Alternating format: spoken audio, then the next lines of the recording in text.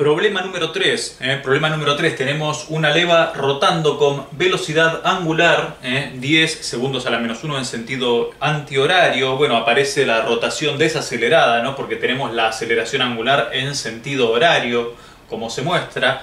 La pieza está rotando alrededor del punto O, como se muestra, ¿no? Ahí tenemos el apoyo, tenemos el centro de masa desplazado. Eso nos va a traer por ahí alguna complicación. Bueno, el propósito es determinar las reacciones, ¿sí? Las reacciones en la base que está soportando esta pieza y también la fuerza tangencial con la pieza vecina, ¿no? La fuerza tangencial con la pieza vecina. A ver, nosotros acá no tenemos representado, digamos, lo tenemos como simplificado, pero bueno, esto podría ser mediante ruedas dentadas, ¿no? Este accionamiento. Vamos a despreciar la influencia normal, de B con A y de A con B, y vamos a pensar que esa fuerza es puramente tangencial. Así que, como cualquier problema de dinámica, nosotros arrancamos poniendo en evidencia las fuerzas que están actuando o los momentos, y hacemos el diagrama de cuerpo libre, ¿sí? El diagrama de cuerpo libre, que podríamos hacerlo tranquilamente sobre la figura, ¿no? Sobre la figura de interés. Podríamos pensar, a ver, tenemos bueno, el peso concentrado en el centro de masa, podrías dibujar el peso, es una posibilidad. Tenemos, bueno, tenemos esta fuerza tangencial, ¿sí? Fuerza tangencial, la modelizamos hacia arriba, después veremos hacia dónde va. Y tenemos en el origen, ¿sí? En el punto, en el eje de rotación, tenemos la componente de reacción. Una equilibrante combinando estática con dinámica, si se quiere, ¿no? Hay algunos problemas que piden las reacciones dinámicas y cuando de eso se trata, no consideramos la influencia del peso, ¿sí? No consideramos la influencia del peso. Eso con las reacciones dinámicas, de la misma forma que en las reacciones estáticas no consideramos el movimiento. No consideramos el movimiento, entonces nosotros vamos a determinar las reacciones totales, ¿sí? La suma de las estáticas con las dinámicas. Entonces consideramos el peso y consideramos que el sistema está en movimiento. Las ecuaciones para resolver este problema, bueno, son las mismas ecuaciones que en estabilidad, solo que el sistema está en movimiento, entonces no van a estar igualadas a cero. ¿Cómo serán? Bueno, nosotros lo vimos en la teoría, en la clase anterior. Suma de las fuerzas exteriores igual a la masa por la aceleración del centro de masa, de la aceleración del centro de masa. Esa es la primera de las ecuaciones. Y la segunda de las ecuaciones, suma de momentos de las fuerzas exteriores respecto a un centro de momento. Una posibilidad es tomar respecto de O. Podrá ser la derivada del momento cinético respecto del tiempo más la velocidad del centro de momento vectorialmente la cantidad de movimiento, ¿sí? Estas dos ecuaciones las hemos demostrado la clase pasada, en la clase de teoría. Bueno, acá el centro de momento está en reposo, así que podríamos desestimar este término, ¿sí? El centro de masa no está en reposo, así que en la primera de las ecuaciones vas a tener aceleración del centro de masa. Te puedes colocar un sistema de referencia, como lo puedas sentir más cómodo. A ver, podemos pensar si el movimiento es un movimiento rígido plano. Entonces podés pensar en I, J, y por supuesto el K estará saliente, ¿sí? Saliente al pizarrón. Dicho esto, nosotros en un movimiento rígido plano tendríamos el vector rotación como omega según el versor K y el vector aceleración angular como menos gamma, si gamma es el módulo, según el versor K. ¿Por qué? Porque bueno, la rotación omega es saliente al pizarrón y la aceleración angular es entrante al pizarrón, ¿no? En sentido horario, según la convención que hemos adoptado. Eso por un lado podríamos decir, bueno, a ver, esta suma es vectorial, ¿sí? La suma de las fuerzas exteriores, a ver qué fuerzas están actuando. Bueno, tenemos el peso, tenemos la reacción en el soporte, esa reacción se espera que no salga del plano, porque no hay ninguna fuerza, que salga del plano, entonces esa reacción no debería salir del plano.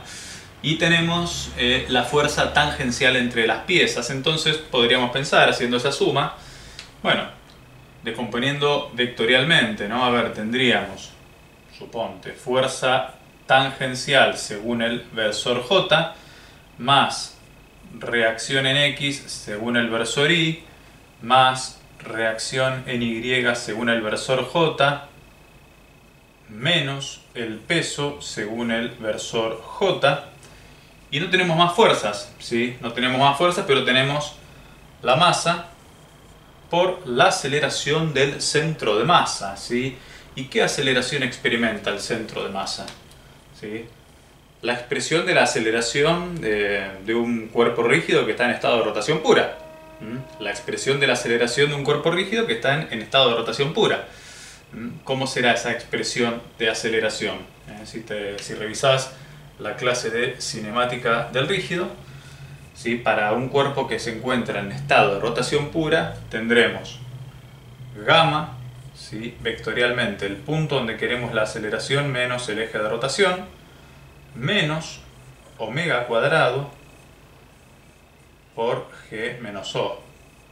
Estrictamente hablando, el segundo término, ¿sí? El segundo término, acordate, es un producto vectorial doble, pero como se encuentra en el plano, podemos simplificar y el resultado es menos omega cuadrado por el vector posición. ¿Te acordás que lo vimos? Así que bueno, consideralo como para simplificar un poquitito las cuentas, podría llegar a andar. Y bueno, ¿qué es ese vector g menos o? G menos o, fíjate, será la distancia d en x, ¿sí? Según nuestro sistema de referencia, o sea que aquí tendríamos menos omega cuadrado por d según el versor y como la parte de la aceleración normal o centrípeta, esa aceleración que apunta hacia el centro de curvatura.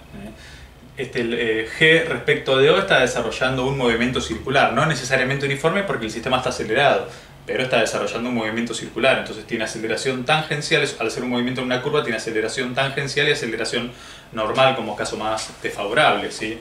Y bueno, ¿y la aceleración tangencial cómo será? A ver, si gamma es entrante al pizarrón, ¿sí? Entrante al pizarrón sería menos K, entrante al pizarrón. G menos O, ¿sí? G menos O es según el versor Y positivo, o sea, K vectorial Y te da J, pero con el menos de adelante te dan menos J, quiere decir que la aceleración tangencial es negativa según J, ¿sí? Es negativa según J, entonces te quedará gamma por D negativa según el versor J, y por supuesto que todo esto multiplicado por la masa, ¿no? Todo eso multiplicado por la masa. Con esta info nosotros podríamos decir, bueno, mira, tenemos ecuaciones en X y en Y, bueno, para X, ¿sí?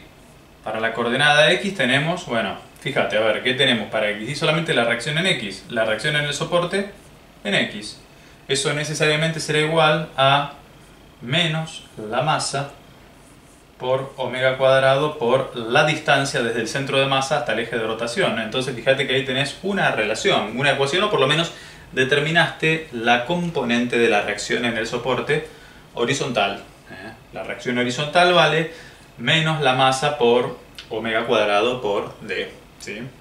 Y bueno, podríamos pensar, a ver, para Y también, ¿no? A ver, para Y, ¿cómo vendría la mano? Y para Y, fíjate, y tendríamos, a ver, tendríamos la componente tangencial de la fuerza más la reacción en Y, ¿sí? Más la reacción en Y. Tendríamos menos el peso, podríamos decir, bueno, menos el m por g.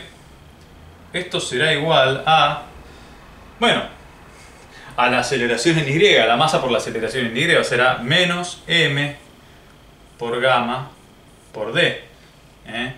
Y estas serán las dos ecuaciones que tenemos hasta el momento. ¿Y qué cosas no conocemos de acá? Bueno, podríamos decir que este no lo conocemos, pero bueno, ya sabemos cuánto vale, porque es una ecuación muy sencilla. Acá no conocemos la fuerza tangencial y la reacción en Y.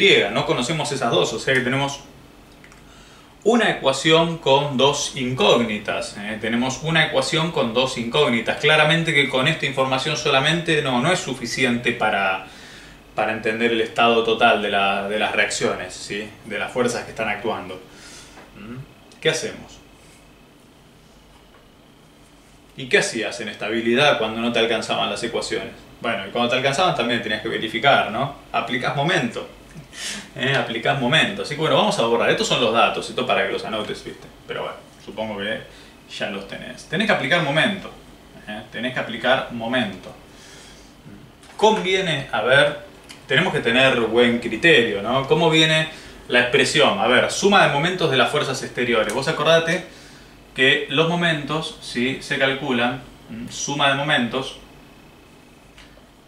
de las fuerzas exteriores respecto a un centro de momento, siempre son la sumatoria de los productos vectoriales, ¿no? RI menos O, en este caso que O es el centro de momentos, vectorialmente cada una de las fuerzas F sub I, ¿sí? Cada una de las fuerzas F sub I. Entonces, a ver, respecto del centro de momento, que es O, ¿cuántas fuerzas genera el momento? Y bueno, las fuerzas que generan el momento son el peso y la fuerza tangencial entre las piezas. Esas son las dos fuerzas que generan el momento, entonces tendremos la aplicación de dos momentos, ¿sí? Y con la suerte, a ver, nosotros sabemos que estrictamente hablando la fórmula es un producto vectorial, pero vos fíjate que esto se puede resolver fácilmente, porque tenemos que las distancias, ¿sí? Bueno, tenemos que justo esta parte es semicircular, esta parte de la leva, entonces ahí tenés una distancia R, y justo estas distancias son perpendiculares a las fuerzas, entonces el producto vectorial se puede pensar como el producto algebraico y le pondrás la componente, en este caso entrante al pizarrón por regla de la mano derecha, ¿sí? Por regla de la mano derecha será entrante al pizarrón. Bueno, con esa idea, ¿sí? Tenemos la influencia de los momentos. Estoy pensando dónde podemos anotar eso. Vamos a ver si lo podemos... si lo vamos a anotar acá. Sí, quería tratar de optimizar el pizarrón. Pero bueno, a ver, la suma de momentos entonces, ¿cuánto dará? Y va a dar la fuerza tangencial por la distancia R, ¿sí? Negativa, según el versor K,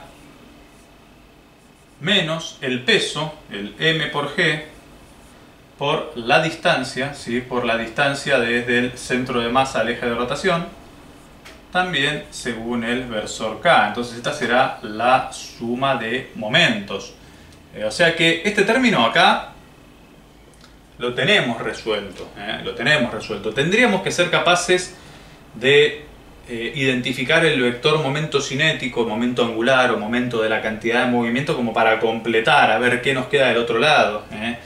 ¿Cuánto te parece que va a dar el momento cinético en esta condición? Vamos a ver, voy a borrar acá. ¿Cuánto te parece que va a dar el momento cinético? Escucho ofertas. Lo vendemos por el precio de base, diría mi papá. Bueno, ¿cuánto te parece? A ver, ¿cómo te parece que viene el momento cinético? Vos acordate, ¿no? Para un sistema en rotación pura, el momento cinético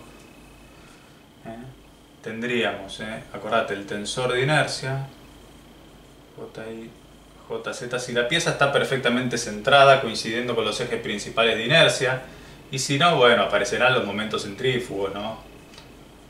Todo eso que no te gusta. Bueno, a mí tampoco, que vamos a decir la verdad, ¿no? Sí, menos J YX menos J ZX menos JZY. Esto es como caso más desfavorable, ¿no? Componente en X, componente en Y y componente en Z. Este como caso más desfavorable.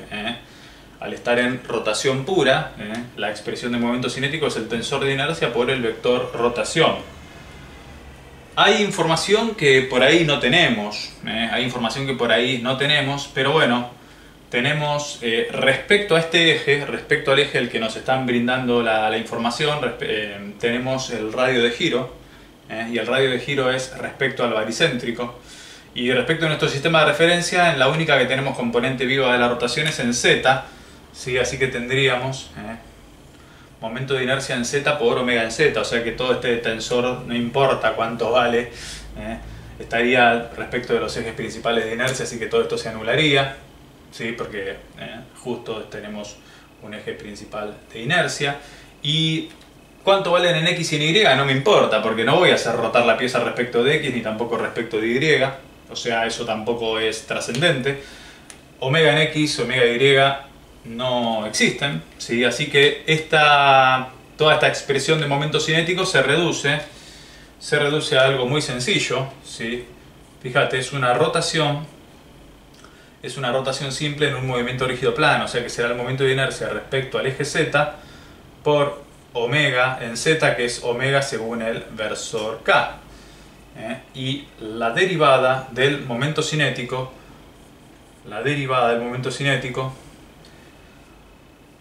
como no cambia, ¿sí? Como respecto de O no cambia, ¿sí? Como respecto de O no cambia el momento de inercia, no cambia, no sale del plano, no rota en otro sentido la pieza, el momento de inercia permanece constante, así que lo único que tendremos acá será el momento de inercia respecto a z por la derivada de omega respecto del tiempo según el versor k, y nosotros sabemos cuánto vale de enunciado. Esta derivada de omega vale gamma cambiada de signo, porque omega está en sentido antihorario y gamma está en sentido horario, o sea que habrá que cambiarle el signo ahí, ¿sí? Habrá que cambiarle el signo. Y bueno, la pregunta será ¿cuánto vale? Fíjate, como para ya terminar de resolver esto, será el momento cinético de derivada, ¿no? Con el punto, o también cómo se la puede ver, o con el punto, o la expresión que nosotros usamos, la derivada respecto del tiempo, ¿sí? Lo que nos quedaría para resolver es cuánto vale el momento de inercia respecto de el eje de rotación, de este eje de rotación. Bueno, a ver, nosotros tenemos como información el momento de inercia respecto al centro de masa, respecto al baricentro, ¿sí?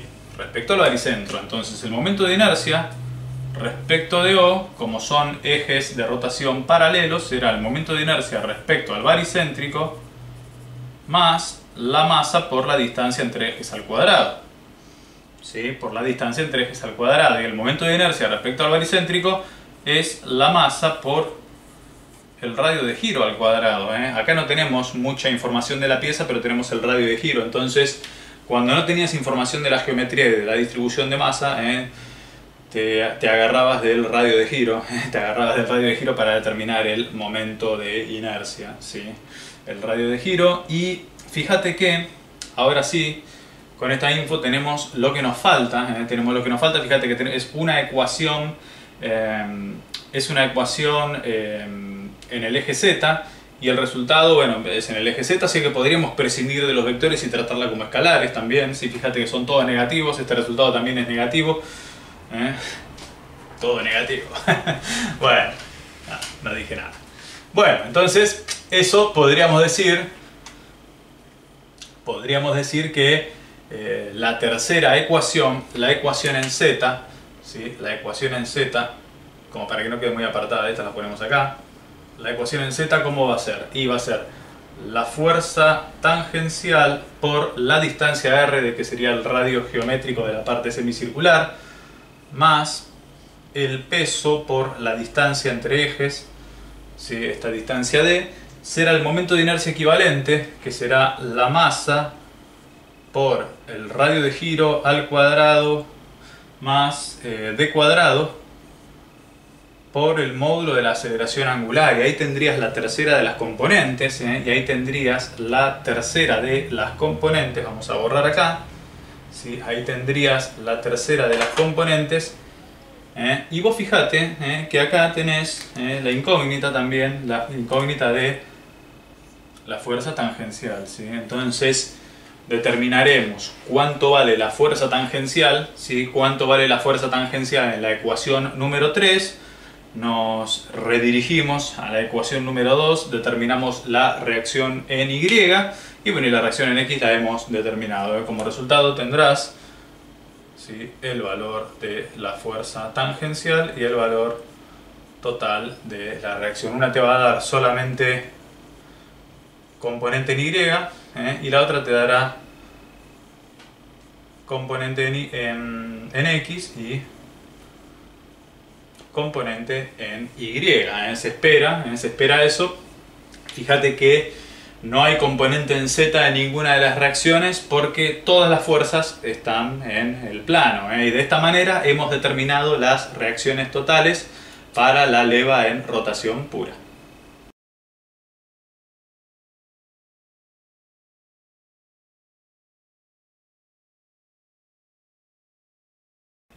Problema número 6, problema número 6 de dinámica del rígido, hoy en nuestra clase de movimiento rígido plano.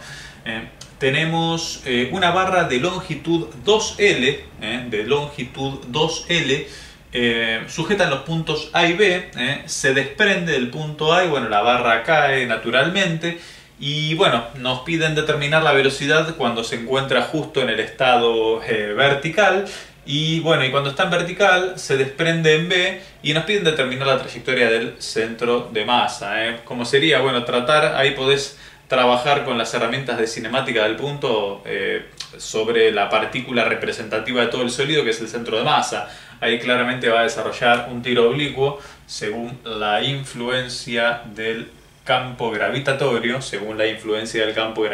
en este sentido, se va a desarrollar un tiro oblicuo donde la partícula que lo desarrolla, así como la fórmula teórica, va a ser el centro de masa. ¿Sí? Vamos a considerar que la distribución de masa es homogénea, por lo tanto el centro de masa está en el centro geométrico del cuerpo, ¿sí? En el centro geométrico del cuerpo, y bueno, con esa información podríamos empezar a trabajar, ¿sí? A ver, nosotros tenemos, vamos a hacer un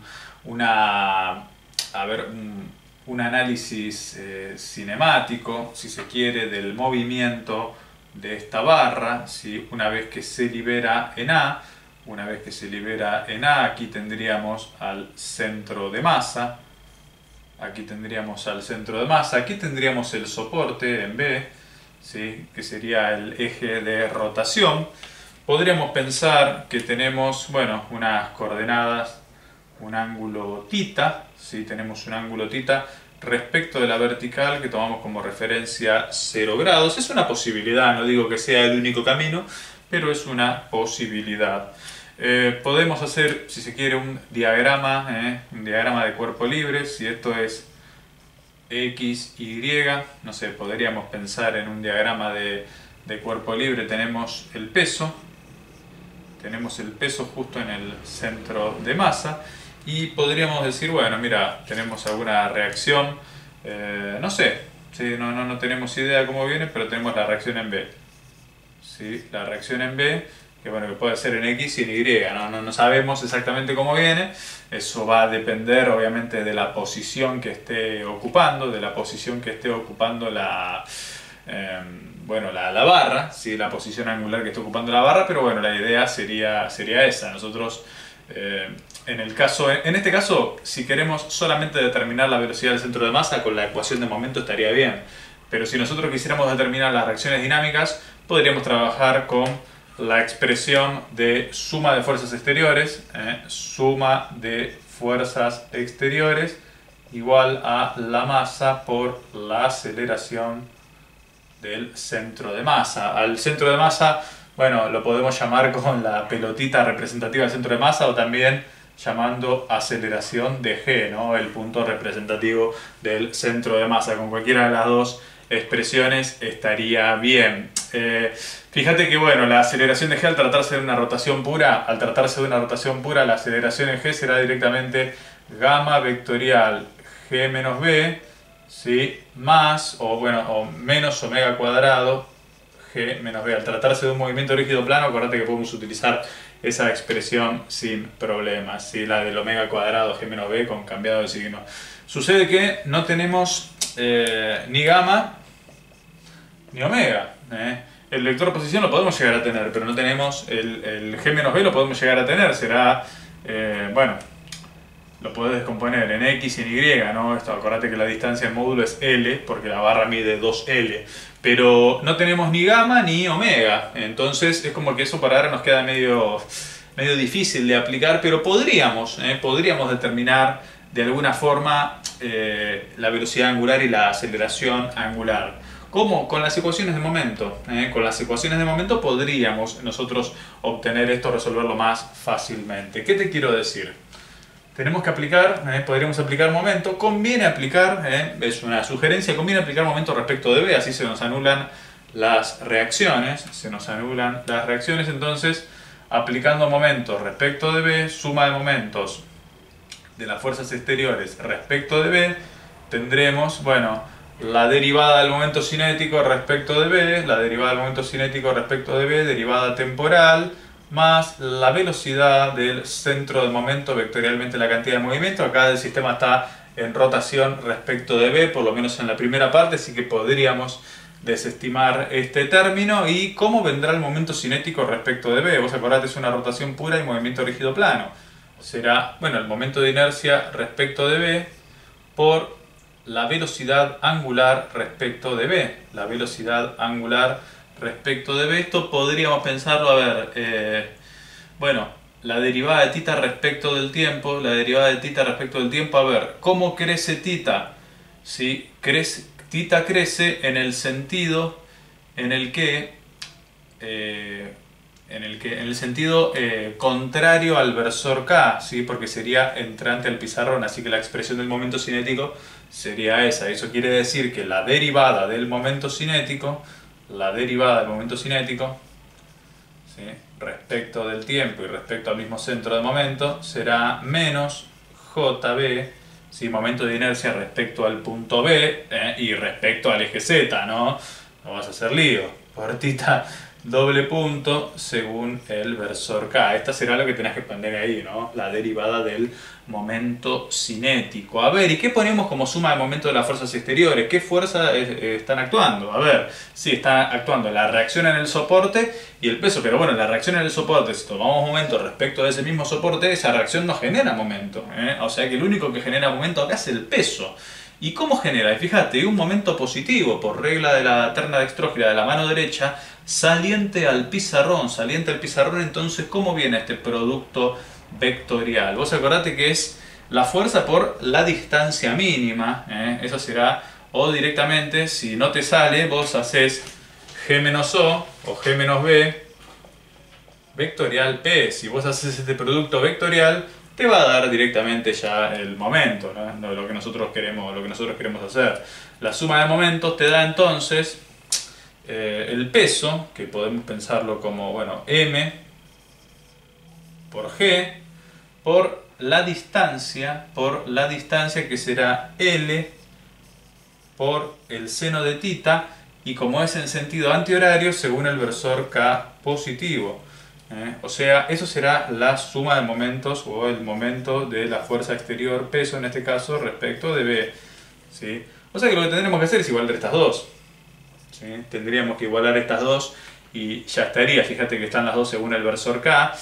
Y bueno, con eso estaría. A ver, nos quedaría a ver cuánto vale el momento de inercia respecto al eje B, ¿no? Respecto al punto B, pero respecto al eje Z sería.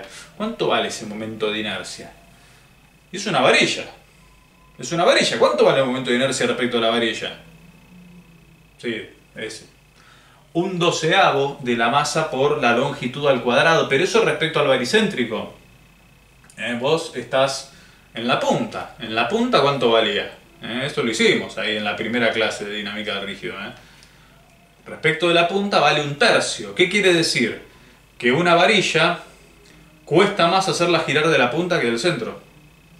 ¿Sí? Cuesta 4 veces más, porque desde el centro vale 1/12 y desde la punta vale 1/3. 4 veces más te cuesta. O sea, desde B será 1/3 de la masa por la longitud de la varilla, que es 2L al cuadrado. Ya sé que la fórmula original es 1/12 de la masa por L cuadrado. Pasa que esto mide 2L. Bueno, por eso, ¿sí? Entonces ahora, como es respecto de la punta, es 1/3 de la masa por la longitud efectiva al cuadrado. Bien. O sea que podrías igualar estas dos, ¿no? Entonces es como que ya tendrías de algún modo esto representado un poquitito más, más decente, ¿sí? Ya podemos prescindir de los vectores porque hemos encontrado la evolución angular, y lo que tenés que hacer es igualar esas dos componentes. ¿Cuál de las dos? Y las que vamos a copiar acá. Y te va a quedar menos m por g por l por el seno de θ, necesariamente igual a el momento de inercia 1/3 de la masa por la longitud 2L al cuadrado por la aceleración angular, por la aceleración angular o el θ doble punto. Vos acordate, el θ doble punto es aceleración angular. Y a ver, bueno, podríamos prescindir de la masa, ¿sí? Podríamos, trabajar un poquitito con las expresiones. Bueno, el 2L cuadrado queda como 4L cuadrado. A ver cómo nos quedaría. ¿Sí? Nos quedará menos G por L por el seno de θ igual a 4/3. Entonces este L se va porque te aparece un L cuadrado de otro lado, entonces este te queda como L por θ doble punto. Y a ver, vamos a darle forma a ese θ doble punto que parece una carita sonriendo. Bueno, ¿cómo le vamos a dar forma a ese θ doble punto? Θ doble punto es la derivada segunda de θ respecto de t dos veces, que también se puede pensar como la derivada primera de la velocidad angular respecto del tiempo, siendo omega la velocidad angular. Sucede que nosotros podemos independizarnos del tiempo y si nos independizamos del tiempo, en lugar de hacer una solución aproximada de esta ecuación diferencial, podemos tener la solución exacta de esta ecuación diferencial. ¿Cómo nos independizamos del tiempo? Y multiplicando por la coordenada posicional, por la coordenada, en este caso por la coordenada angular, y cruzando los diferenciales. Este es un truco ya figurita repetida en todos nuestros ejercicios, en la gran mayoría, ¿no? Esto en cinemática del punto material nos cansamos de hacer esta sustitución, ¿sí? Y con esto, fíjate que nos queda mejor, nos queda la dependencia ya de la velocidad angular respecto del ángulo. Te quedará omega por la derivada de omega respecto de θ. Y con esta información nos es muy útil porque vamos a poder resolver la integral inmediata acomodando los diferenciales. Vos acá ponés, ¿sí?, omega, diferencial omega respecto de θ y resolvés la integral que te aparece. ¿Qué integral? Y ahora vamos a ver. ¿Qué integral? A ver, ¿cómo te queda esto? Bueno, a pensar un poquitito, ¿no? A pensar un poquitito. Fíjate, podés acomodar los diferenciales, acomodar el diferencial y multiplicar ambos miembros por diferencial de θ. Entonces te quedará... Sí. Yo hago esto porque vos podés retroceder el video si querés, ¿no? O sea, no es que te vas a volver loco o loca viendo qué quise hacer. Entonces yo puedo hacer esto acá porque vos podés retroceder y listo, no pasa nada. Bueno, vamos a aplicarle la integral definida a ambos miembros. Fíjate que todo esto es constante, no pasa nada. Entonces la podemos aplicar acá entre velocidad angular inicial y velocidad angular en específica, en algún punto. Y acá podríamos ser entre ángulo inicial, el ángulo inicial correspondiente a la velocidad angular inicial, y ángulo correspondiente a la velocidad angular en el instante mostrado. Vos acordate, bueno, no aparece el tiempo en la ecuación, pero el tiempo sigue pasando. Como variable independiente en todo lo que es mecánica clásica. Bueno, fíjate, a ver, si nosotros respecto a esta referencia posicional, ¿cuál es el ángulo inicial? Y 90 grados o pi sobre 2, respecto a esta referencia que hemos adoptado. Y la velocidad angular inicial 0. Eso quiere decir que como límite inferior acá tendrías que tener pi sobre 2 y acá tendrías que tener 0. Y no hay mucho más misterio ahí. Vos acordate que la integral del seno es menos coseno,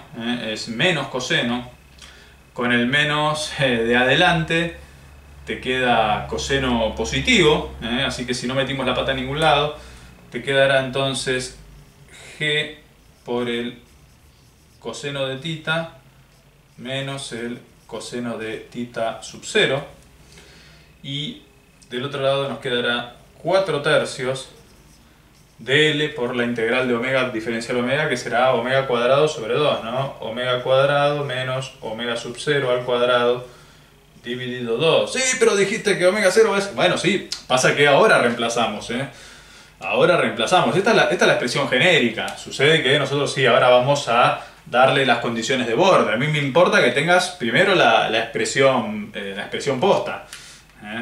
Fíjate, bueno, reemplazando tita sub 0 por pi sobre 2, bueno, te queda coseno de pi sobre 2, coseno de 90, o sea, este no va, 0, 0. Y, bueno, velocidad angular inicial correspondiente al ángulo inicial, también 0. O sea que todo esto, a ver, podríamos, bueno, fíjate, bueno, te queda 2 con 4, acá te queda un 2 dando vueltas por ahí. ¿Todo esto para qué? Bueno, porque digo, resolvimos la integral, pero bueno, ¿todo esto para qué era? ¿No? Es como que uno se olvida, a veces empieza a resolver integrales, se pone ahí en piloto automático, suma de momento, suma de fuerza, resuelvo. ¿Y qué me pedían? Bueno, lo que nos pedían era la velocidad del centro de masa en la posición vertical, en la posición vertical. Entonces vamos a pensar a ver cómo sacamos esto.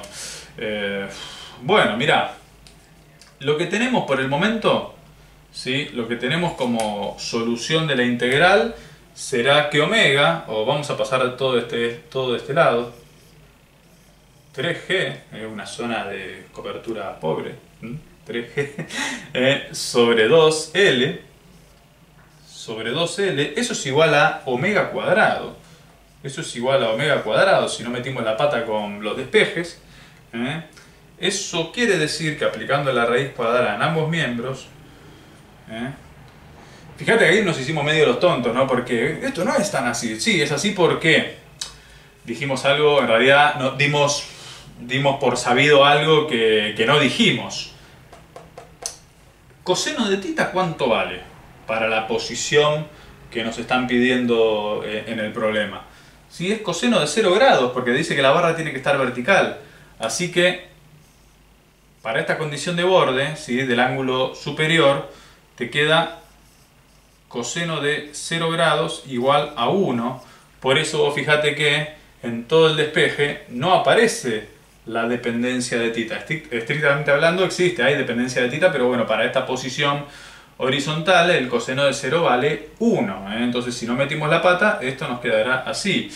Y bueno, ¿cuánto vale omega? Ahora sí, omega va a valer, ¿sí? La raíz cuadrada de 3G sobre 2L, ¿sí? Y es la velocidad angular, de la barra. Vos acordate que la velocidad angular es una característica propia de todo el sólido. Pero bueno, la velocidad del centro de masa, ¿cómo sería? Omega por R. Pero el radio efectivo, ¿y el radio efectivo cuál es acá? Y la longitud. La longitud, la distancia desde el eje de rotación hasta el centro de masa. Entonces, ¿cómo te va a quedar esto? Vamos a dibujarlo de vuelta. ¿Viste cuando tenés ahí un pizarrón chiquito? Tenés que borrar muchas veces. Pero esto sería así. Ahora estamos en esta posición. Si queremos la velocidad de G, ¿sí? La velocidad de G, tenemos que omega es saliente al pizarrón, ¿sí? Omega es saliente al pizarrón. Sí, es saliente al pizarrón. ¿Y cómo será la velocidad de G? Acá esto será vectorial, ¿no? Pero nosotros podemos obtener el módulo si ya sabemos cómo viene el vector. O sea, el módulo del vector va a ser directamente omega por L. Eso era lo que te decía, ¿no? Si acá, si el centro de rotación está en B, ¿sí? Es omega por L, herramienta de rígido plano. ¿Sí? Bueno, y si querés, como no olvides que la velocidad es un vector, le aclaramos el sentido. O sea, que a todo esto es la velocidad del centro de masa, la velocidad de G, que es lo mismo que la velocidad de G del módulo, será, bueno, lo que dijimos que vale omega, lo que dijimos que vale omega multiplicado por L. O sea que para entrar a la raíz tiene que entrar como L cuadrado, se va con el L del denominador y esto nos quedará, si no metimos la pata, raíz cuadrada de 3 por G por L sobre 2. Chao. Nos quedará que esa es la velocidad del centro de masa. Esa es la velocidad del centro de masa. Entonces vamos a anotarlo acá. La velocidad del centro de masa será raíz cuadrada de 3 por G por L sobre 2. ¿Y por qué lo anotamos ahí? Porque vamos a necesitar el pizarrón para continuar con el análisis, ¿no? Como que esto ya estaría resuelto todo lo que es la dinámica del cuerpo rígido, digamos. Fíjate, bueno, una vez que planteamos la suma de momentos, con el momento de inercia por la aceleración angular, eso está resuelto. Ahora, fíjate la segunda parte del problema. Nos dice la trayectoria del centro de masa. Eso ya pasa a ser un problema de cinemática.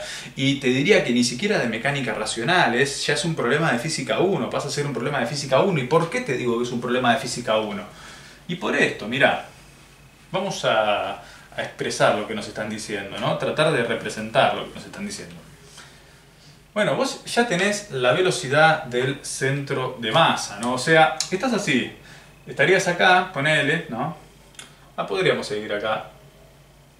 Estarías acá, bueno, entonces el centro de masa estará por acá, tendrás este valor de velocidad, el de la velocidad del centro de masa, y estaría desarrollando un tiro oblicuo el centro de masa, ¿no? Porque la única fuerza a la que está expuesto ahora es a la fuerza peso, ya no tiene más la reacción, ¿sí? Ya no tiene más la reacción en el soporte porque se desprendió el soporte. Entonces, a la única fuerza a la que está expuesta este cuerpo rígido es al peso. Quiere decir que el centro de masa va a desarrollar un tiro oblicuo. El centro de masa va a desarrollar un tiro oblicuo. Por eso nosotros podríamos remitirnos a las ecuaciones de tiro oblicuo con esta distancia L. A ver, ¿cuáles son las ecuaciones de tiro oblicuo? ¿Cómo resuelves esta parte?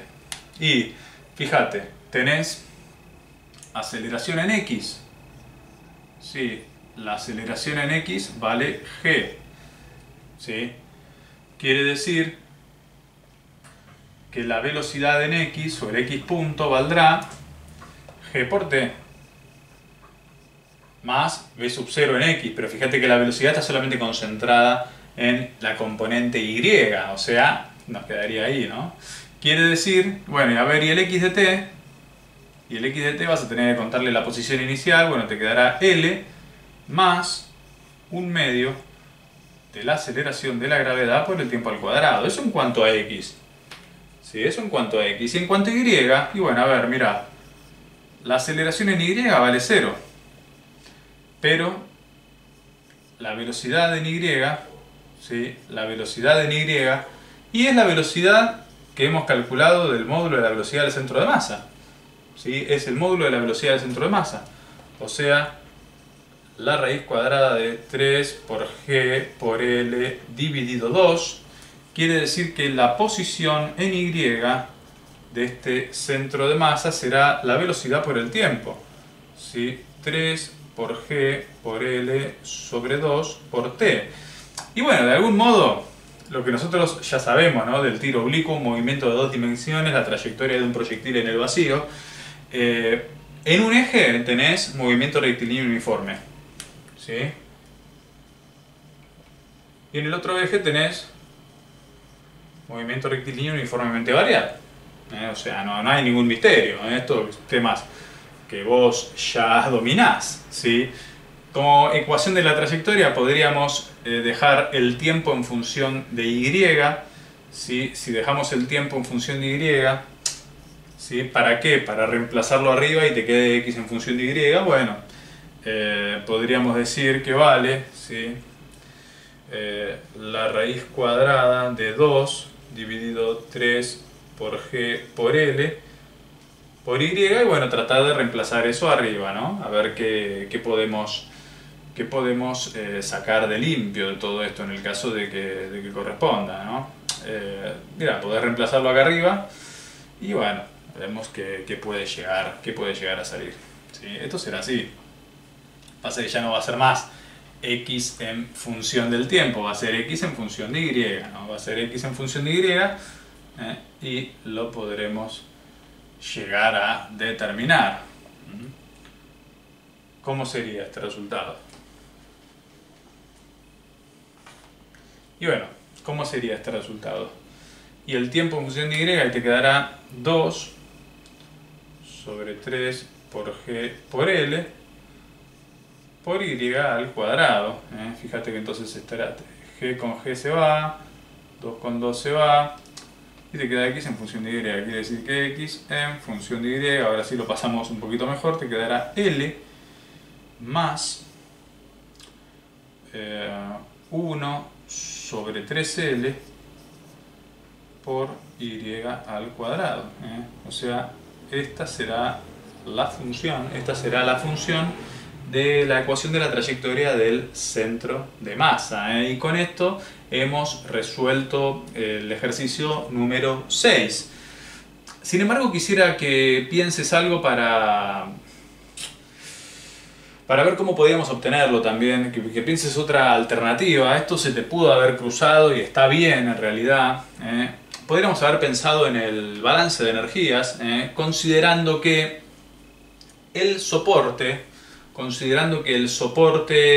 en B no presenta ninguna fricción. Vos fíjate que en el análisis no hemos considerado la posible fricción que pueda llegar a haber, algún momento de fricción por algún rozamiento en la bisagra en B.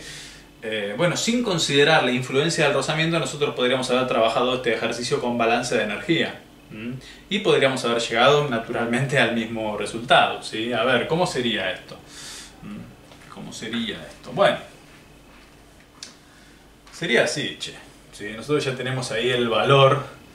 Nosotros tenemos ahí el valor de la velocidad del centro de masa, entonces eso nos va a ayudar a ver si, para comparar resultados. ¿Cómo es el análisis del balance de energía? Tenés dos posiciones, ¿te acordás? ¿Sí? Tenés dos posiciones, el centro de masa acá y acá. Entonces, las dos posiciones extremas, ¿sí? Las dos posiciones extremas, en términos generales, bueno, podríamos pensar, mira, si esta es la base del centro de masa, entonces en esta vamos a considerar energía potencial 0. En esta vamos a considerar energía potencial 0. Vos acordate que, bueno, la expresión de la energía cinética nosotros ya la habíamos visto. La energía cinética como 1/2 de la masa por la velocidad al cuadrado más 1/2 del momento de inercia respecto al eje de rotación por la velocidad angular al cuadrado más la expresión de fuerza viva compuesta, que acá no va a pasar a mayores porque el sistema está en rotación pura. Si el sistema está en rotación pura, de este término te olvidás y de este término te olvidás y san se acabó. Nos revimos. Pero ¿qué pasa? Nosotros, ¿qué te quiero decir? Eso con la energía cinética. Entonces de la energía cinética yo puedo decir, mira, respecto al eje de rotación en B, tomamos, bueno, te quedará 1/2 del momento de inercia, ¿sí? 1/2 del momento de inercia, que era 4/3, no, perdón, 1/3 de la masa por la longitud 2L al cuadrado. Me quedó 4/3 porque sacás el 2, ¿viste? Sacás el 2 al cuadrado y me quedó 4/3 por la velocidad angular al cuadrado. Entonces podríamos decir, mira, en una posición tenés potencial pura y en otra posición tenés cinética pura. Cuando es cinética pura es esta expresión, fantástico. Y la energía potencial, ¿cómo se calcula la energía potencial en un cuerpo rígido? Igual que con la dinámica de las partículas, ¿sí? O sea, será el peso por la altura. ¿Pero qué altura? La altura del centro de masa, ¿sí? Porque es la partícula representativa de todo el sistema de puntos materiales, de todo el sólido, ¿sí? La altura del centro de masa. ¿Y qué altura tiene el centro de masa? ¿Sí? L. La altura que tiene el centro de masa es L, entonces será M por G por L. Entonces, ¿qué sugiere este análisis? Hacer balance de energía. En una tenés potencial pura, en otra tenés cinética pura, y haces balance de energía. Y también vale, es una herramienta del primer curso de física que también la podés usar sin problemas. Pero bueno, como para verificar, ¿no? En una tenés cinética pura, en otra tenés potencial pura. Y va a estar bien igual, ¿sí? Va a estar bien igual. El balance de energías es válido porque no estamos considerando la fricción en el punto bisagra. Bueno, de todo esto, a ver qué podemos sacar. Vamos a tratar de ver. Bueno, vos acordate que omega se puede pensar como la velocidad del centro de masa dividido la longitud. O sea que el omega cuadrado podríamos decirle directamente b cuadrado sobre l cuadrado, y va a estar bien igual, va a estar bien igual. Entonces esto nos va a ayudar a simplificar un poquitito todo el bolonqui este. A ver, fíjate, 1/2 por 1/3 de m por 2 al cuadrado, 4. 4 dividido 2, 2. O sea, te quedará 2/3, ¿sí?, de m por l cuadrado dividido l cuadrado. O sea, se van, se simplifican, te quedará b cuadrado. Y del otro lado te quedará m por g por L, ¿sí? Entonces vos fijate que, bueno, m con m se va, y la velocidad, ¿sí?, la velocidad será la raíz cuadrada de 3 por g por L dividido 2. Y era lo que nos había dado antes, raíz cuadrada de 3 por g por L dividido 2. Fue de casualidad, no porque esté bien. No, bueno, es otra forma, ¿sí? El de balance de energía. Con balance de energía también podías haber resuelto este análisis, así que bueno, te lo dejo como para que lo puedas procesar.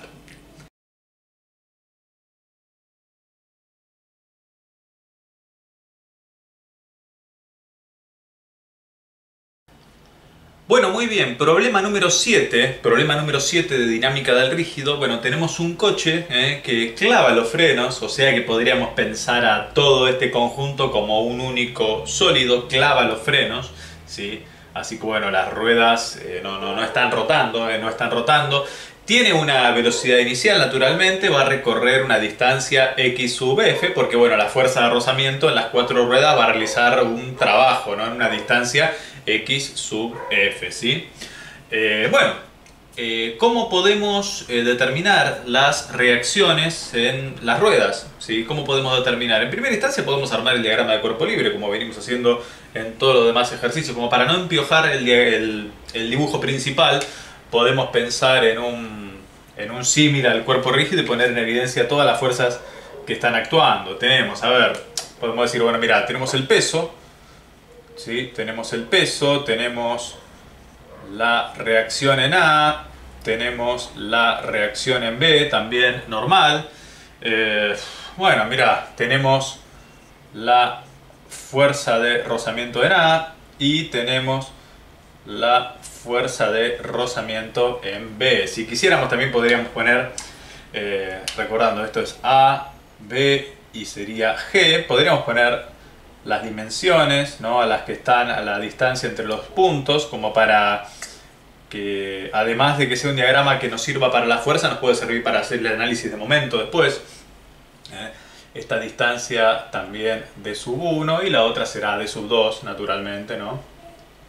Puede ser d sub 2 y va a estar bien igual. Bien. ¿Para qué hicimos todo esto? Para trabajar con las ecuaciones cardinales de la dinámica. La primera, ¿sí? La primera, la de suma de las fuerzas exteriores igual a la masa por la aceleración del centro de masa. Y la segunda, suma de momentos de las fuerzas exteriores respecto a un centro de momento igual a la derivada del momento cinético respecto al centro de momento, derivada temporal, más la velocidad del centro de momento vectorialmente la cantidad de movimiento. Estas van a ser las dos ecuaciones como los ejercicios que venimos haciendo antes, o sea que no va a haber mayor misterio ahí. Por ahí podríamos pensar, bueno, mira, si este es el peso total del auto, a ver, la reacción en A y la reacción en B, claramente que para después ver cómo reacciona cada una de las ruedas, bueno, esa reacción será la reacción de las dos ruedas traseras y esta será la reacción de las dos ruedas delanteras, o sea que el resultado final lo dividirás por 2 y tendrás la reacción aproximada de cada una de las ruedas, suponiendo que las dos ruedas de atrás reaccionan de la misma manera y que las dos ruedas de adelante, al estar en el mismo eje, también van a reaccionar de la misma manera. Ahí vamos a pensar en la homogeneidad de toda la superficie de contacto, que no se modifica en la parte derecha y la parte izquierda. O sea, bueno, esa es la hipótesis de simplificación que tendríamos que considerar para que esto sea cierto. ¿Está bien? Bueno, mira, vamos con la ecuación de fuerza. A ver, ¿qué te parece? A ver, ¿qué tenemos para las fuerzas? Bueno, colocamos un sistema de referencia. Acá podemos tomar el origen en el punto A. ¿Sí? Vamos a tener X, Y y Z sería saliente al pizarrón. Pero bueno, al tratarse de un movimiento rígido plano, para la suma de fuerzas podemos trabajar con X y con Y tranquilamente. O sea, con esto lo podríamos solventar sin inconvenientes. A ver, fíjate, para X, ¿cómo vienen las ecuaciones para X? Y bueno, para X, ¿qué vamos a tener? Vamos a tener fuerza de rozamiento en A, fuerza de rozamiento en B, o sea, negativas, menos fuerza de rozamiento en A, menos fuerza de rozamiento en B. ¿Alguna fuerza más horizontal que tengamos? No.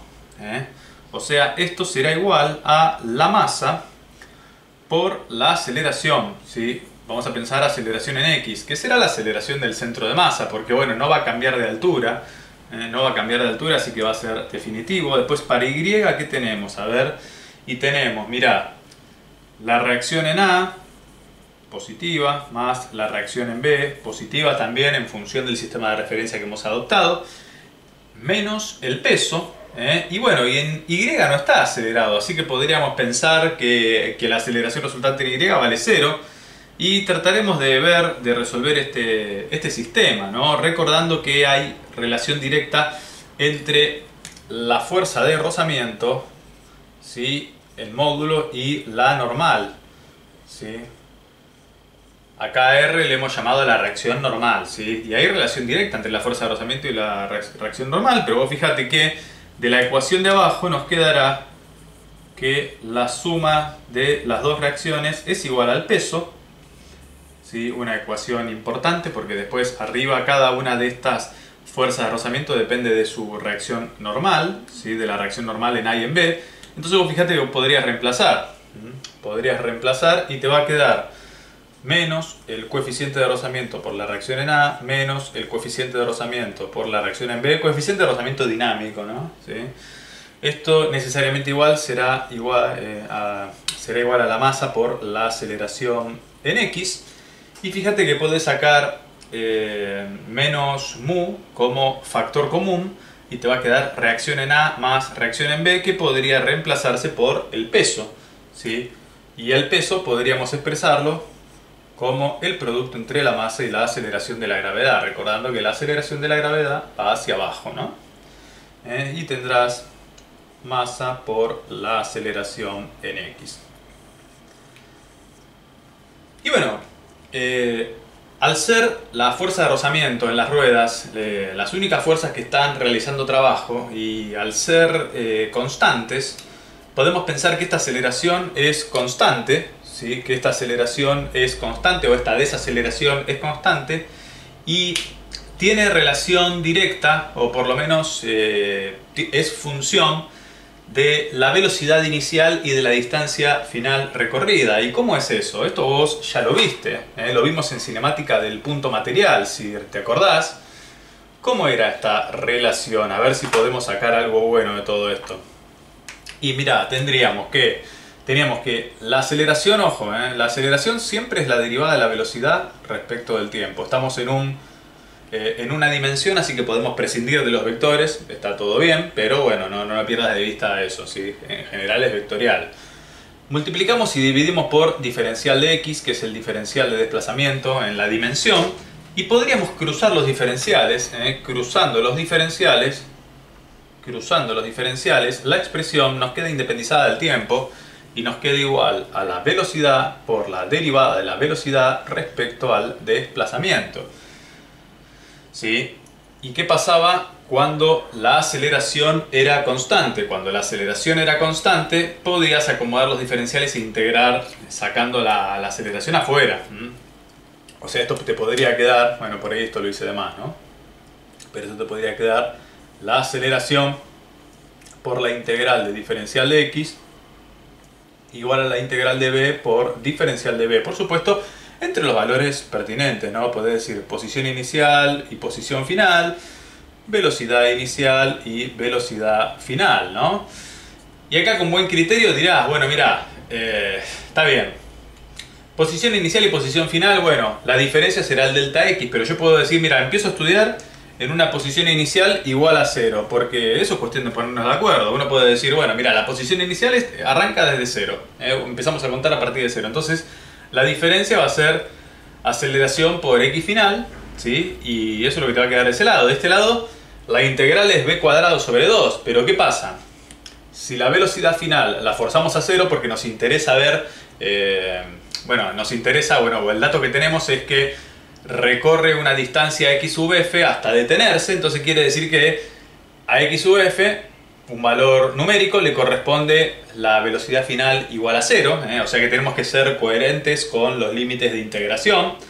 Y bueno, hay una velocidad inicial conocida, la velocidad inicial conocida que corresponde a la posición inicial 0. ¿Para qué hacemos esto? Bueno, lo hacemos para que nos quede la relación, ¿no? Vos fíjate que te va a quedar la aceleración por x final igual a... Bueno, podemos poner x final menos x inicial y reemplazar, ¿no?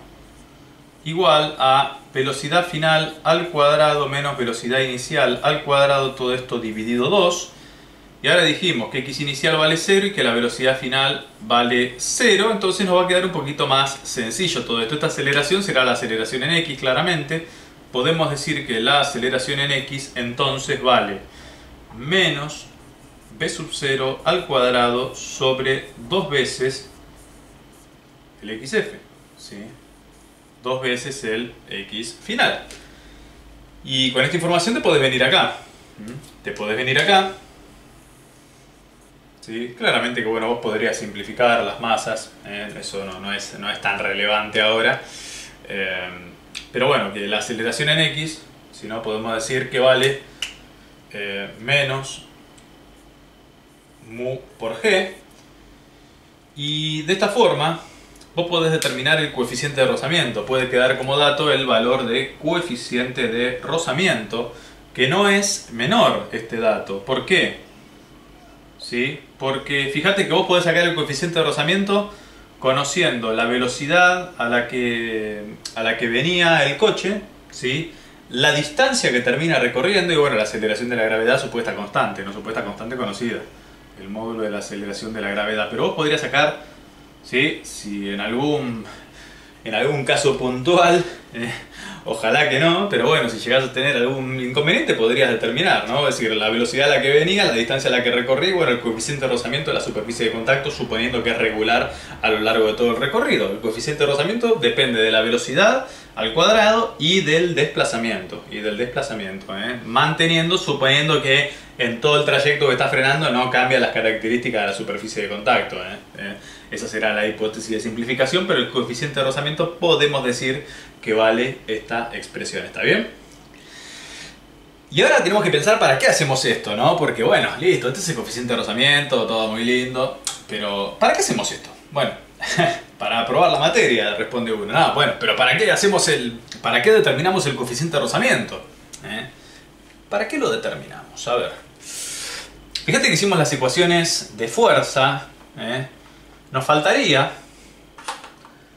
hacer las ecuaciones de momento, ¿no? Nos faltaría hacer las ecuaciones de momento, y, bueno, uno puede elegir dónde tomar momento. Vos fíjate que si tomás, bueno, momento respecto de g, obviamente el peso no te genera momento, vas a tener reacción en A, reacción en B, fuerza de rozamiento en B, fuerza de rozamiento en A.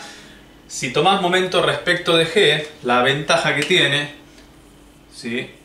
Momento de las fuerzas exteriores respecto de g, podrías pensar en, bueno, la derivada respecto del tiempo del momento cinético respecto de g, más la velocidad del centro de momento vectorialmente la cantidad de movimiento. Bueno, la ventaja que tiene es que la cantidad de movimiento depende de la masa y de la velocidad del centro de masa. O sea que sería un vector vectorial, un producto vectorial de un vector consigo mismo, así que este no existe, ¿sí? Este no existe. Después el momento cinético, ¿sí? Acordate que era G menos el centro de reducción, a ver si era LO, ponele, será G menos O, vectorialmente la masa por la velocidad V sub O, más el tensor de inercia por el vector rotación. Bueno, acá el sistema no está rotando, así que todo esto afuera, no importa cuánto vale, ¿sí? Y acá, bueno, si estamos tomando centro de reducción en G, te va a quedar G menos G. O sea que el momento cinético vale 0 y su derivada vale 0 también. ¿Sí? Su derivada vale 0 porque tampoco va a estar rotando, o sea, no va a haber derivada de momento cinético ni traslacional ni rotacional. O sea que esto vale 0 también, igual que el producto vectorial. Quiere decir que la suma de momentos vale 0. O sea que desde el punto de vista de la suma de momentos es un problema de estabilidad. Desde el punto de vista de la suma de momentos. Sucede que no es un problema de estabilidad en su totalidad, porque el centro de masa estaba acelerado. Porque la suma de las fuerzas exteriores, es distinto a 0. ¿Sí? Ahora, que el momento respecto de G sea igual a 0, bueno, buenísimo, está bien. Pero para que sea un problema de estabilidad tienen que darse las dos igual a 0. Entonces, aunque una de las dos no sea igual a 0, bueno, es un problema de dinámica, ¿sí? El sistema está acelerado. Así que bueno, vamos a concentrarnos en esta que parece la más fácil, ¿no? Porque si la suma de momentos es igual a 0, bueno, buenísimo, es igual a 0, pero ¿cuánto da la suma de momentos?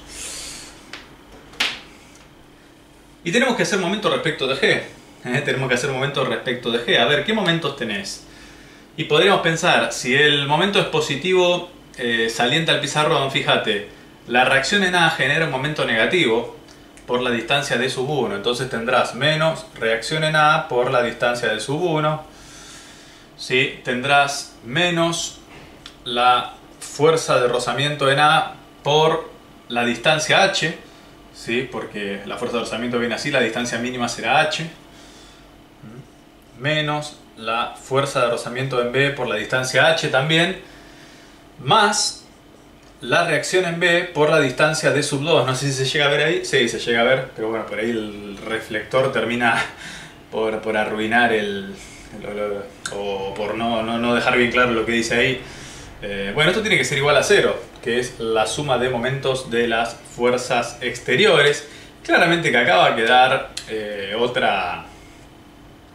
nos va a quedar a ver la información necesaria para que podamos determinar lo que falta, ¿no? Lo que falta, fíjate.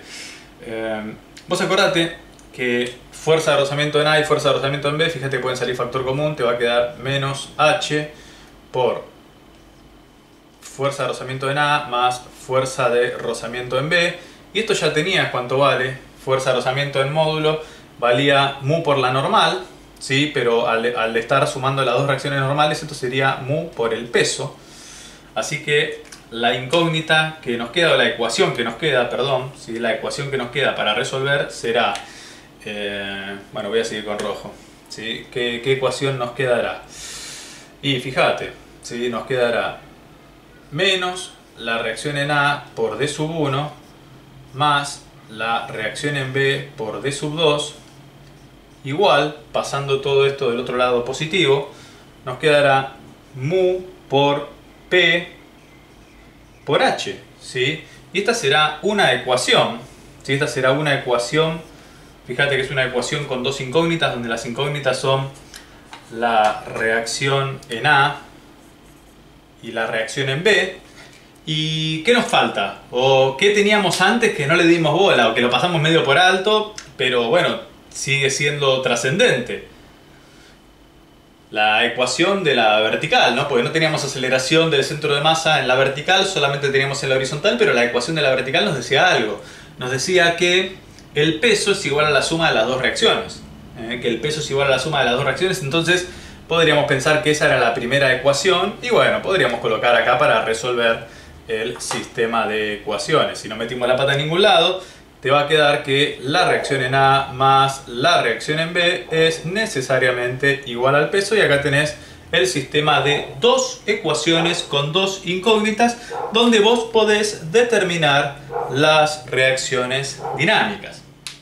Muy bien, este es nuestro sistema de ecuaciones entonces, ¿no? Fíjate, bueno, lo que teníamos antes, ¿no? Lo que teníamos antes, pero ¿cuál es la idea? Tenemos dos ecuaciones con dos incógnitas. Podríamos, si se quiere, multiplicar a la primera fila por D sub 1 y aplicar método de reducción por suma o resta.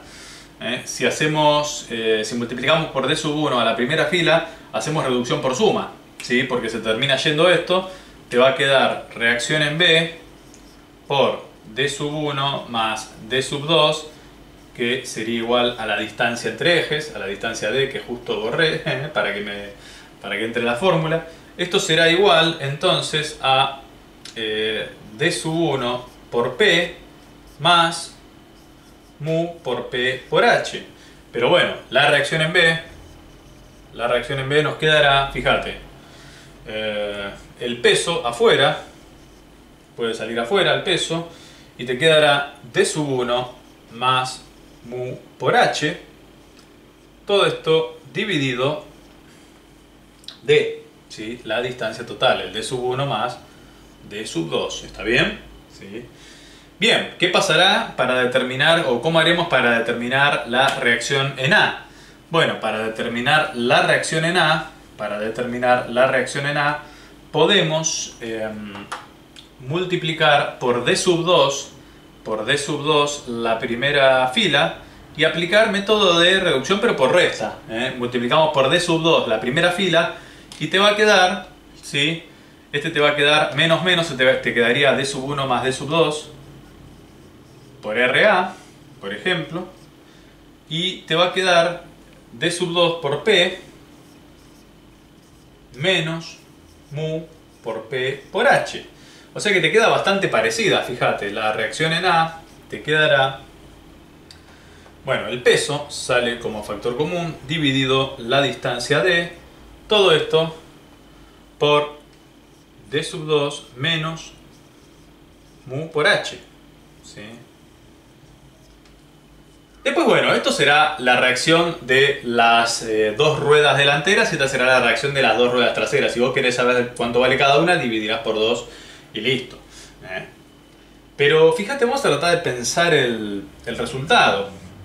Fíjate, bueno, el coche está clavando los frenos. Es un poco intuitivo, ¿no? Esto, ¿qué pasa? Cuando vos frenás así de golpe, se te viene todo a la parte de adelante del auto, ¿no? Y bueno, tiene lógica, ¿por qué? Porque fíjate que la reacción en B es mayor en módulo que la reacción en A. Y también tiene lógica porque fíjate que un mal diseño del centro de masa, de la altura del centro de masa, puede llegar a darte que la reacción en A sea negativa. ¿Y qué significa que sea negativa? Que en realidad iría para abajo, pero bueno, no es que el vínculo lo soporta. Esto quiere decir que se levanta. Si esta reacción, algebraicamente hablando, es negativa, no quiere decir que reacciona para abajo. Es decir, no llega a reaccionar porque no hay nada que lo soporte. Es decir, el coche se levanta. Esto sucede muchas veces si reemplazamos el auto por una bicicleta. Muchas veces, como nosotros podemos variar la altura de lo que sería el centro de masa, si nosotros en lugar de viajar sentados, viajamos parados, suele darse que este valor de altura es grande y que clavás los frenos de la rueda trasera y bueno, muchos ciclistas se terminan dando vuelta en algún accidente, ¿viste? Por eso hay que usar casco, Pero bueno, puede presentarse ese escenario también. Puede presentarse porque la reacción de la rueda trasera puede ser negativa. Seguramente si vos tenés que resolver este problema en lugar de para clavar los frenos para arrancar, ¿sí? Si tenés que resolver el problema para arrancar con una aceleración muy violenta, ¿sí? Para una aceleración muy violenta, la reacción en A va a ser muy alta en módulo y la reacción en B va a ser pequeña y el coche puede levantarse de adelante, digamos, fíjate, digamos, ahí por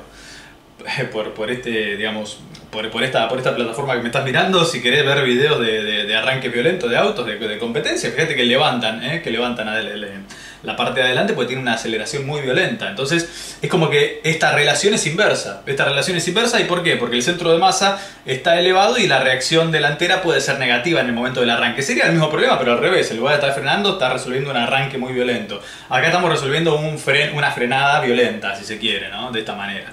No necesariamente violenta, pero sería violenta si se levanta, si el centro de masa está mal diseñado y el coeficiente de rozamiento, que depende directamente del cuadrado de la velocidad, es grande. Así que bueno, dependerá de la velocidad en realidad también, ¿no? Y de la distancia recorrida.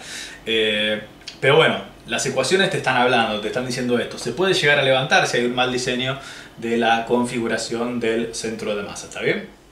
Fíjate que esta misma solución que hemos sacado para el problema del coche frenando puede corresponder también a al análisis del vuelco de un vehículo de larga distancia, ¿no? Estamos exagerando acá, no estamos pensando en las distancias de las ruedas del mismo eje chicas, ¿sí? La altura del centro de masa muy grande, estamos exagerando. ¿Y de qué va a depender? ¿Y de qué va a depender que pueda llegar a volcar? Ponele, ¿no? Ponele al vehículo viajando en una curva, ¿sí? Al vehículo viajando en una curva de un posible radio de curvatura R. En este punto, suponete que el vehículo está en este punto, vamos a pensarlo como una partícula. Estamos de acuerdo que acá puede haber, ¿sí? Para mantener la trayectoria de la curvatura, fuerzas de rozamiento, ¿sí? Tenemos fuerza de rozamiento en A y fuerza de rozamiento en B, ¿sí? Y podría haber desde un observador no inercial una fuerza del tipo centrífuga, ¿sí? La que haría desde el propio observador, arriba del móvil, la que haría desviarse de la curva, ¿no? Como que lo forzaría a que salga de la curva. Pero bueno, está compensado por la fuerza de rozamiento, que será el coeficiente de rozamiento por la masa, por la aceleración de la gravedad, recordando que las reacciones, ¿sí? Las reacciones en A y en B se compensan con el peso. O sea, podríamos pensar en el mismo análisis, ¿no? Y obviamente acá tendrás como fuerza centrífuga masa por velocidad al cuadrado sobre el radio de curvatura. Lo interesante es que vos acá ya tenés una relación para el coeficiente de rozamiento, como hicimos antes. Tendrás, bueno, dependerá en este caso de la velocidad al cuadrado e inversamente de la aceleración de la gravedad y del radio de curvatura. Y este coeficiente de rozamiento, ¿sí? Este coeficiente de rozamiento vos lo podrías reemplazar en la determinación de las reacciones en B y en A también. Y fíjate lo que pasa, ¿sí? Un mal diseño del centro de masa, ¿sí? Fíjate que puede hacer que una de las reacciones sea negativa y que, bueno, que el vehículo vuelque. Esto sería la vista trasera, ¿no? Esta sería la vista trasera de un vehículo de larga distancia. Podría ser que el vehículo, a ver si la velocidad es esta, ¿no? Este vector, bueno, sería la vista trasera, la velocidad como vector entrante del pizarrón. Podría darse, fíjate, una de las dos va a tener un mayor valor, otra va a tener un menor valor, pero una puede llegar a ser negativa. Fíjate, bueno, esta es la distancia entre ejes, acá tendrás, perdón, la distancia entre la rueda A y el centro de masa, D sub 1, y la rueda B y el centro de masa, distancia D sub 2, o sea, serían estas dos distancias, o sea que el problema sería el mismo. Esta será la distancia entre ruedas del mismo eje, que la exageramos, y fíjate, si esta distancia es chica, bueno, obviamente las reacciones van a ser más grandes, y si esta altura donde se encuentra el centro de masa es muy grande, esta reacción podría ser negativa, ¿sí? Y si esta reacción es negativa, el vehículo puede levantarse, no necesariamente volcar, pero levantarse. ¿Y cuál es el limitante? ¿Y de qué depende esto? Y fíjate, de la altura y del coeficiente de rozamiento. ¿Y de qué depende el coeficiente de rozamiento? Del cuadrado de la velocidad, por supuesto también del radio de curvatura, de la curva en ese momento, de la trayectoria curva, lo que sea. Pero bueno, para considerar, ahora que se habilita todo con este quilombo del virus, nos podemos ir a la costa con un poquitito de suerte. Al chofer de micro larga distancia, si llega a pisar el acelerador más de lo debido, tendrías que mostrarle esto o pegarle un roscazo, más fácil. Pero bueno, considéralo, ¿está bien? Podés aplicar el mismo criterio para el frenado del vehículo que para el análisis de un vehículo, bueno, desde la vista posterior, moviéndose en una trayectoria curvilínea, ¿de acuerdo?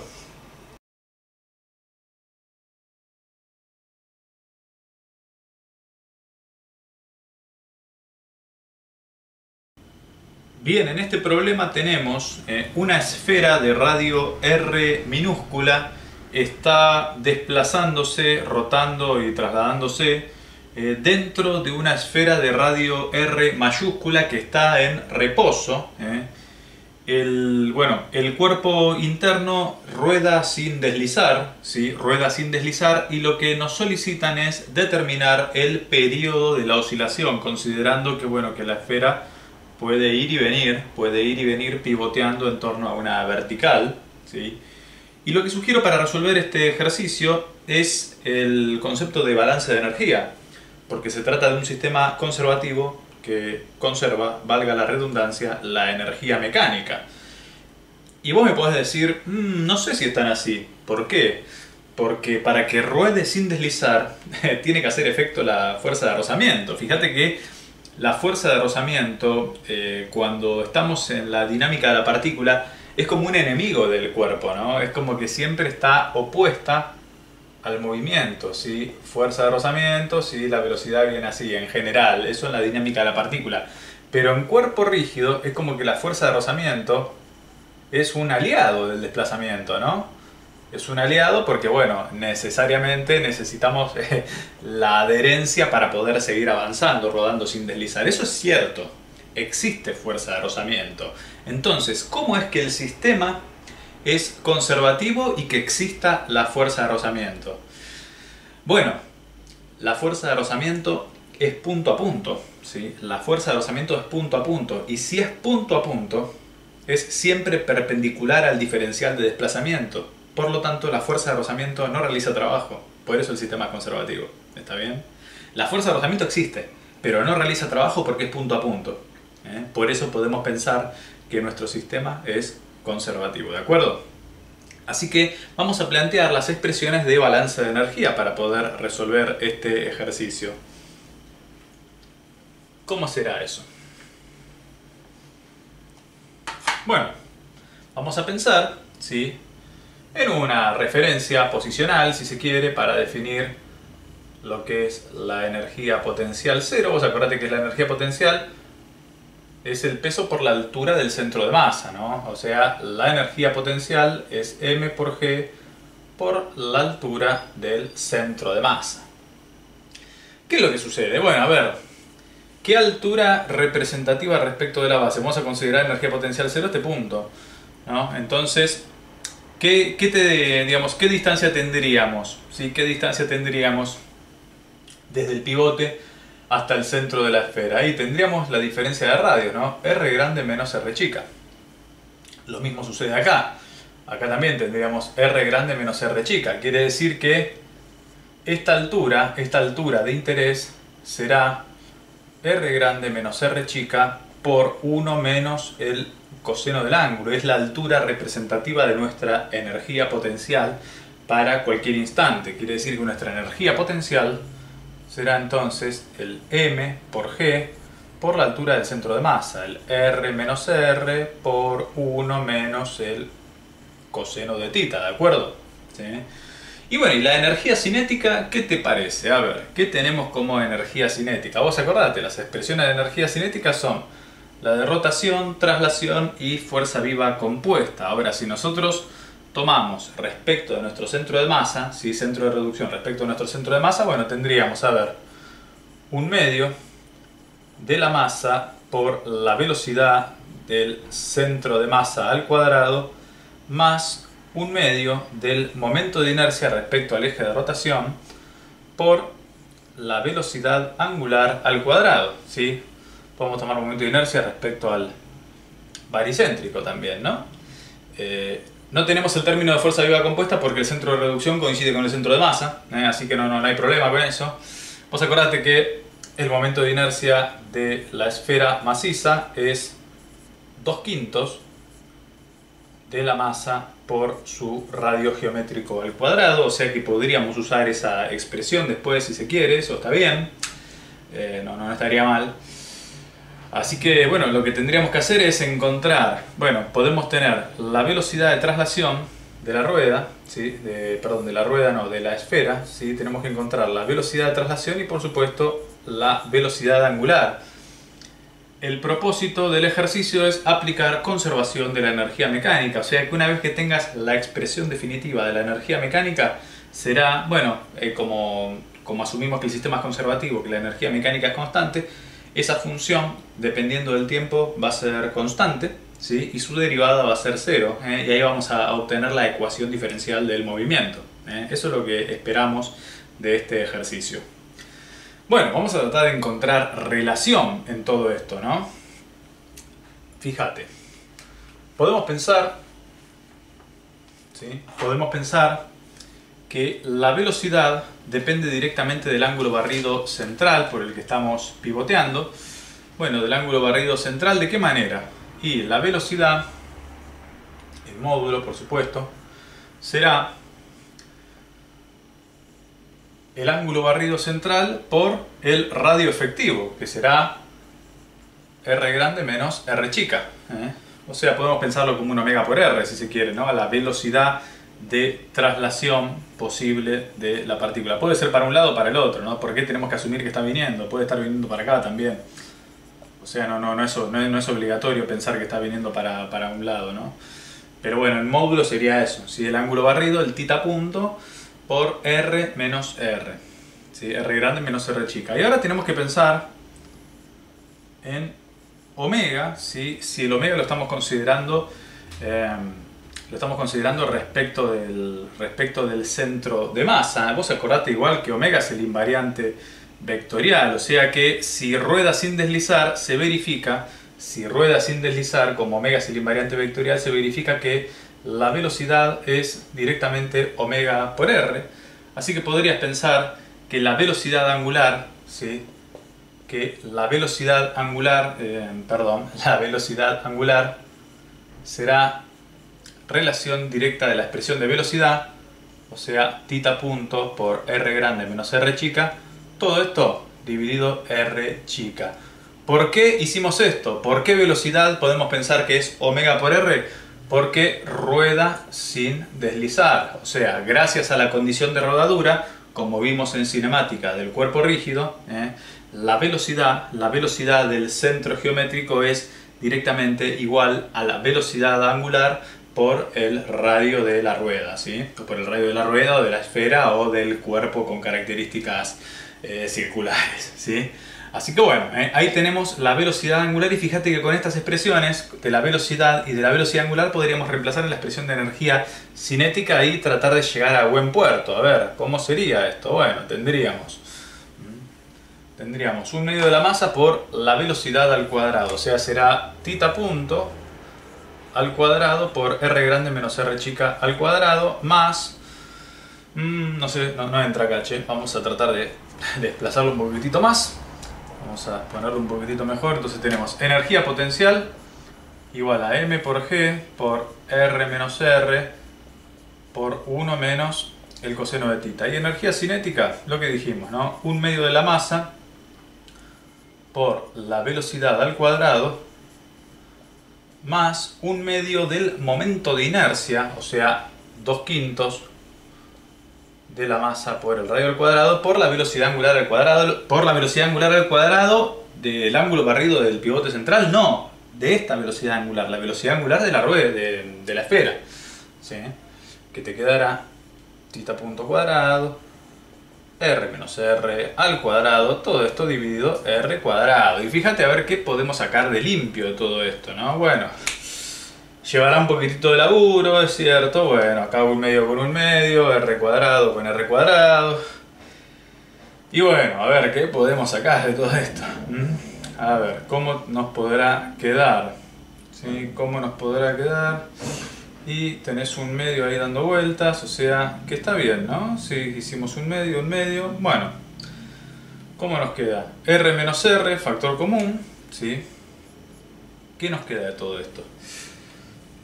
Nos quedará un medio más un quinto. Un medio más un quinto para sumar. Podríamos sacar factor común, ¿sí? Podríamos sacar factor común. Un medio más un quinto. Podríamos decir, bueno, que un medio son 5 décimos, que un medio son 5 décimos y que un quinto son 2 décimos, o sea, serán 7 décimos. La energía cinética serán 7 décimos de la masa por θ punto al cuadrado por r menos r directamente al cuadrado.